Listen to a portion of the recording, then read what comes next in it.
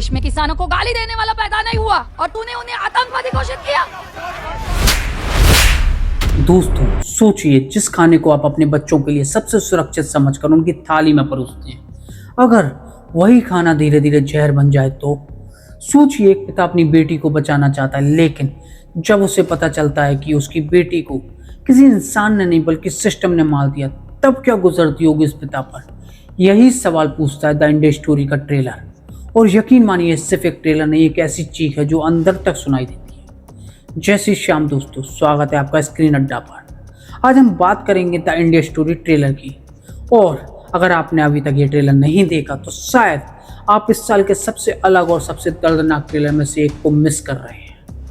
Trailer की शुरुआत एक बेहद खुशहाल परिवार से होती है। श्रेयस तलपड़े, जो देश की रक्षा करने वाला एक फौजी है, अपनी बेटी से बेहद प्यार करता है, लेकिन एक दिन उसकी बेटी हमेशा के लिए उससे छिन जाती है। पहले कहा जाता है यह सिर्फ एक बीमारी थी, लेकिन जैसे जैसे कहानी आगे बढ़ती है वैसे वैसे पता चलता है ये सिर्फ एक मौत नहीं थी, ये उस जहर की कहानी थी जो सालों से हमारी थाली तक पहुंच रहा है।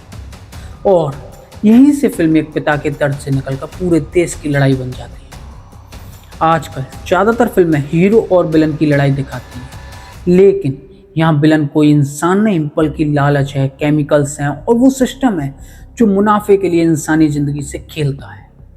यही बात इस ट्रेलर को बाकी फिल्मों से अलग बना देती है, क्योंकि जब फिल्म खत्म होगी तो शायद सवाल स्क्रीन पर नहीं, आपके दिमाग में चल रहा होगा, क्या जो खाना मैं रोज खा रहा हूँ वो सच में सुरक्षित है। दोस्तों, श्रेयस तलपड़े को आपने कॉमेडी में बहुत देखा होगा, लेकिन यहाँ उन्होंने एक टूटे हुए पिता का दर्द जिस तरह महसूस कराया है वो दिल छू जाता है। उनकी आंखों में गुस्सा भी है, लाचारी भी, और अपनी बेटी के लिए इंसाफ पाने की आग भी। कई जगह वो बिना कुछ बोले सब कुछ कह जाते हैं। अगर पूरी फिल्म में भी उन्होंने यही लेवल बनाए रखा तो ये उनके करियर की सबसे बेहतरीन परफॉर्मेंस में से एक हो सकती है।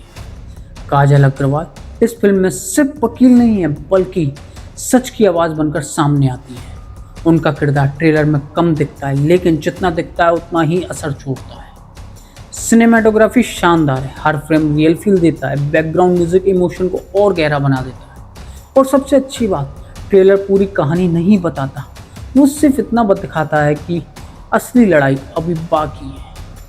अगर ऑनेस्ट रिव्यू दूं तो ट्रेलर कहीं कहीं थोड़ा ज़्यादा इमोशनल होने की कोशिश करता है। अब उम्मीद यही रहेगी कि यह फिल्म सिर्फ इमोशन पर नहीं बल्कि मजबूत कहानी और ठोस तथ्यों पर भी उतना ही फोकस करे, क्योंकि इतना बड़ा मुद्दा उतनी ही जिम्मेदारी से निभाया भी जाना चाहिए।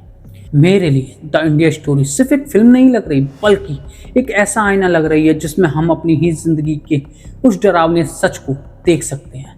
अगर फिल्म ने ट्रेलर जैसा असर बनाए रखा तो ये सिर्फ एंटरटेन नहीं करेगी बल्कि लोगों को सोचने पर मजबूर करेगी, और शायद यही एक अच्छी फिल्म की सबसे बड़ी ताकत होती है। दोस्तों, दुश्मन अगर सरहद के उस पार हो तो उससे लड़ना आसान है, लेकिन अगर दुश्मन हमारी थाली में छिपा हो तो क्या होगा? क्या आपको लगता है कि द इंडिया स्टोरी सिर्फ एक फिल्म है या हमारे समाज का एक कड़वा सच? कमेंट में अपनी राय ज़रूर बताएं, क्योंकि इस बार कहानी सिर्फ पर्दे की नहीं, शायद हम सबकी।